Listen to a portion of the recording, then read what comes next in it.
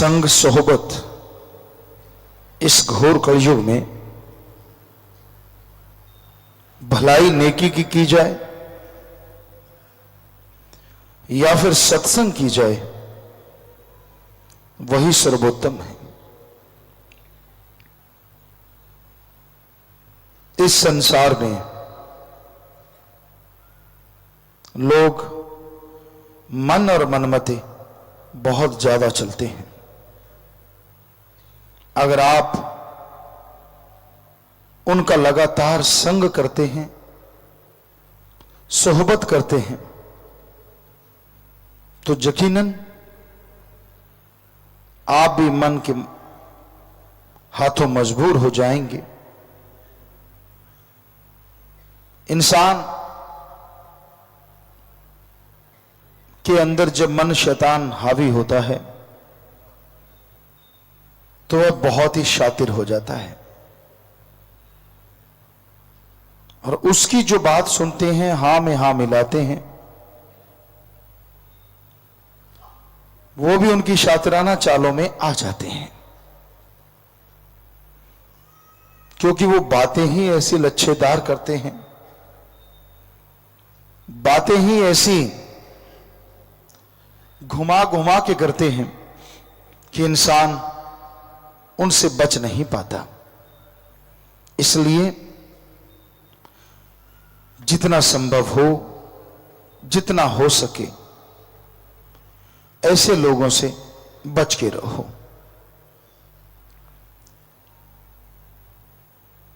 और ये सब तभी संभव है जब आप सत्संग सुन के अमल करें।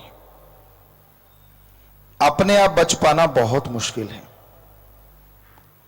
क्योंकि आपकी वो रग पकड़ेंगे जो दुखती रग है, या यूं कहिए आपकी कमजोरी को वो पहले ताड़ लेते हैं, कहीं से पता करवा लेते हैं और फिर आपको घेरते हैं,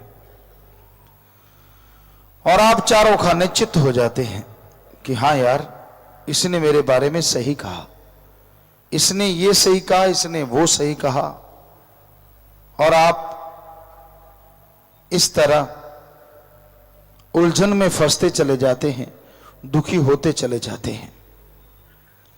संग सत्संग सर्वोत्तम है। प्रभु के नाम का संग करो, मालिक के नाम का संग करो, ताकि उसकी तमाम खुशियां हासिल हो सकें, ताकि उसकी दया में रहमत पा सको। पर यह हर समय पॉसिबल नहीं हो पाता।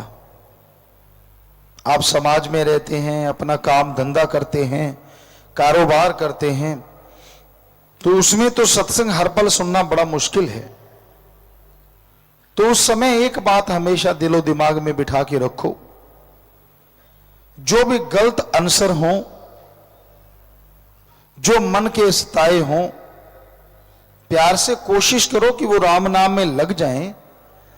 लेकिन आपको लगता है कि नहीं, वो तो हद पार कर चुके हैं, तो उनसे किनारे से अच्छा कोई और हो नहीं सकता। किनारा कर लीजिए, क्योंकि तकरार होगी, झगड़ा होगा, उनका हो ना हो आपका भी नुकसान जरूर होता है और आपको फील होगा। तो झगड़ा करने से कोई बात का हल नहीं होता। सुमन करते रहिए, मालिक से दुआ करते रहिए कि मालिक भला कर, मालिक नेक कर। यह आपका कर्तव्य बनता है, एक इंसानियत के नाते, एक भक्त होने के नाते, कि प्रभु सबको सुधार, सबको नेक अकल दे, अच्छे कर्म करने की ताकत दे। यह तो आपका काम है। लेकिन इसका मतलब यह नहीं है कि आप किससे झगड़ते फिरो। कई इतने मनमते लोग होते हैं, टस से मस नहीं होते। आप जो मर्जी समझा लो, जो मर्जी कह दो, आगे से सुनने को मिलेगा आपसे ज्यादा मुझे ज्ञान है। आपको एक उदाहरण दिया करते हैं कि एक जमींदार घोड़े पे चने लाद रहा था।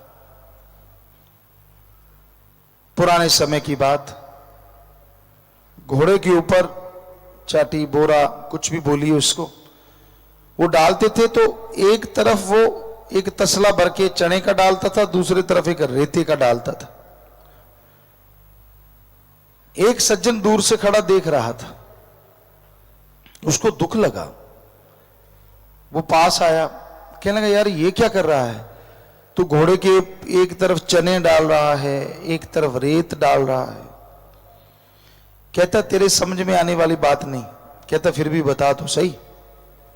कहता ऐसा है, इधर मैं 20 किलो चने डालता हूं, 15 किलो चने डालता हूं, तो दूसरा रेत इसलिए डालता हूं ताकि बैलेंस रहे। तो वो समझदार था दूसरा जमींदार, वो कहने लगा भाई अगर बैलेंस ही करना है तो 15 किलो चने इधर डाल, 15 किलो चने इधर डाल दे। अब तू 2 मन चने लेके जा रहा है, लेकिन घोड़ा 4 मन वजन उठाएगा बेचारा, क्या फायदा। अब समझने वाला होता तो मान जाता कि भाई सही कह रहा है, इसमें गलत क्या है।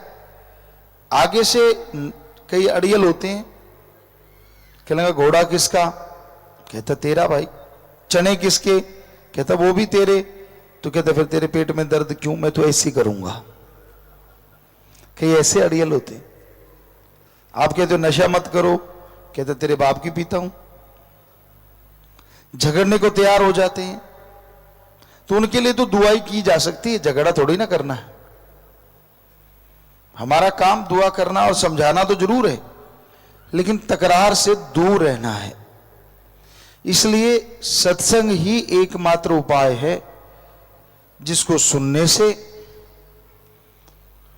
जिसको अमल में लाने से आप मन और मनमते लोगों से बच सकते हैं। दुनिया में रह के बिजनेस व्यापार हर कोई करता है, करना पड़ता है, खेती बाड़ी है, कोई भी बिजनेस व्यापार आप करते हैं, जीने के लिए पैसा चाहिए और पैसे के लिए कमाना, कड़ा परिश्रम, मेहनत, हक हलाल, दशानवाधिकृत कमाई। पर उसमें ठगी ना मारो, बेईमानी ना करो।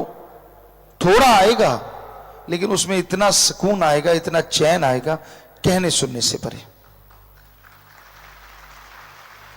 ठगी, बेईमानी, बुरे कर्म करने से करोड़ों अरबों आएगा, लेकिन चैन चला जाएगा, रात की नींद चली जाएगी, परेशानियां घेर लेंगी, रोग घेर लेंगे, और एक दिन ऐसा आएगा आप अकेले रह जाएंगे, बाल बच्चे भी छोड़ जाते हैं। तो किस लिए करते हो आप? देखते नहीं क्या दुनिया का हाल? हमारे देश में हुआ ही नहीं करते थे अनाथ आश्रम, और आजकल भरमार है। किस लिए? क्योंकि बच्चे बड़े हो गए, हक जताते हैं, नहीं देते तो छीन लेते हैं, और आपको अनाथ आलय में भेज देते हैं कि वहीं रहिए। आपके हम उम्र लोग वहां रहते हैं, कई बेचारे अकेले ही तड़फते रहते हैं। बहुत बार खबरें मिलती हैं, दिल्ली में सुना, महानगरों में और भी जगह जगह सुना है कि भाई ये तो वरिष्ठ नागरिक था, बुजुर्ग थे, अकेले रहते थे, बच्चे विदेशों में गए थे या कहीं और देश के कोने में थे, और पीछे से कोई लुटेरा उनको खत्म कर गया, अकेले ही थे, किसी को पता ही नहीं चला। बहुत सी ऐसी खबरें सुनने को मिलती हैं। क्यों अकेले थे? क्या वो अकेले रहना चाहते हैं? क्या उनका दिल नहीं करता कि अपनी औलाद के साथ रहने को? करता है, लेकिन कोई समझे तब ना। तो इस घोर कलयुग में ये बातें आम है, किसी एक के साथ नहीं है, ऐसा आम बात है, ये आम बात। तो हम यही पूछते हैं फिर ठगी, बेईमानी, भ्रष्टाचार करते किसके लिए हो? सोचा तो करो। उस औलाद के लिए जो पल में छोड़ के चली जाती है, अपने शरीर के लिए जब तक चलता है सही है, और चलना बंद हो गया तो खोटा पैसे के मोल कुछ नहीं रहता। हमारी संस्कृति मरती जा रही है। पहले होता था ये कि बच्चे छोटे हैं, टट्टी पेशाब चारपाई पे करते हैं, सभी करते रहे हम, मां बाप उठाते थे, सुखी जगह लिटाते थे, वो तो आज भी है। लेकिन बाद में क्या होता था, जब मां बाप बूढ़े हो जाते थे, बेहद बूढ़े, बुजुर्ग चारपाई पे लेट जाते, तो बच्चे फिर अपने माँ बाप का ऋण उतारते थे, वैसे संभाल करते थे जैसे बचपन में माँ बाप ने की। यह है हमारी संस्कृति जो पूरी दुनिया में नहीं है। लेकिन आज के बच्चे तो जी आधुनिकता के दौर में इतने पागल हुए फिरते हैं, जिनका वो आधुनिकता अपना रहे हैं वो उस आधुनिकता से उकता चुके हैं। विदेशों में वो तौबा कर चुके हैं, उनको शांति चाहिए। लेकिन इधर वाले कहते हैं हमें अशांति चाहिए, कि आपने जो प्रयोग किया है चाहे अशांति मिली, हम पहनेंगे वो चीजें, हम खाएंगे वो चीजें, हम करेंगे वो व्यवहार। नहीं नहीं, हमारी संस्कृति बहुत महान है, रिच है।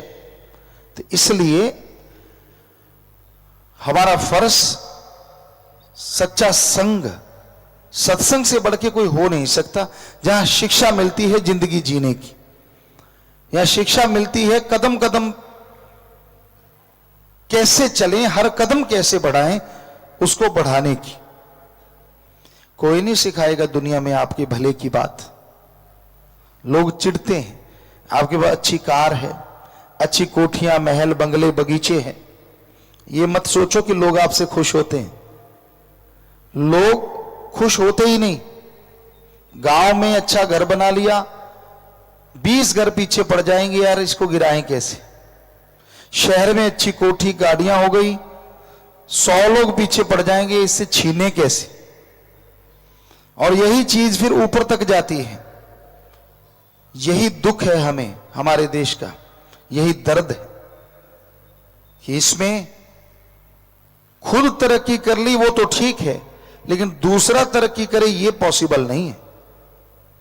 ये कोई नहीं सोचता कि भले कर्मों में आगे बढ़ो, नेक कर्मों में आगे बढ़ो, जो कोई आगे बढ़े उसका साथ दो, तो हमारी संस्कृति और बचती जाएगी और हमारा देश पूरी दुनिया का गुरु देश बन सकता है। क्योंकि ऐसा कल्चर, इतना रिच कल्चर और इतना स्वस्थ कल्चर पूरे वर्ल्ड में छोड़िए, त्रिलोकी में भी कहीं नहीं है। और ये सब इस धरती पे आने वाले गुरु महापुरुषों का कमाल है, उनकी देन है। कई कह देते हैं कि जी इतने गुरु पीर फकीर हुए, क्या फर्क है? यही फर्क है। यहां का कल्चर इसलिए ज्यादा स्वस्थ है। ये अलग बात है कि यहां के बच्चे आजकल कल्चर और अपना रहे हैं, क्योंकि उनको शिक्षा में कल्चर की शिक्षा दी ही नहीं जाती। पढ़ाई में धर्मों की शिक्षा होनी चाहिए। हमारा कल्चर क्या है, इंसानियत क्या है जो हमारे धर्मों में बताया, वो शिक्षा होनी चाहिए। देशभक्ति की शिक्षा होनी चाहिए, तभी यहां के बच्चे नेक अच्छे इंसान बनेंगे, कल्चर को संभाल के रखेंगे। तो भाई आप सोहबत संग करो तो संत पीर फकीर का, अच्छे भले नेक लोगों का। पर बेपरवाह जी ने एक जगह लिखा है, सोहबत लगदी मिठड़ी मूर्खां दी। कि सोहबत जो मूर्ख मन के कहे चलते हैं और बेवकूफियां करते रहते, बुरे कर्म करते हैं, उनकी सोहबत अच्छी लगती है। वो घड़-घड़ के सुनाते हैं, तरह तरह की सुनाते हैं, बड़ा मसालेदार सामान बताते हैं, तो उनकी सुनने में लोगों को मजा आता है। और संत पीर फकीर सच्ची बात सुनाते हैं, सच से जोड़ते हैं, इसलिए उनकी तरफ से लोग पैर खिसकाते रहते हैं। तो भाई सेवा करो, सुमरन करो, सत्संग सुन के अमल करो, यकीनन आप मालिक की खुशियों के हकदार बनोगे, जिंदगी आनंद सुख से व्यतीत करोगे और मालिक की कृपा दृष्टि के काबिल बनते जाओगे। धन सतगुरु तेरा ही आशा। सभी साध संगत जी से निवेदन है कि मेरा चैनल जरूर सब्सक्राइब करें जी। धन धन सतगुरु तेरा ही आसरा।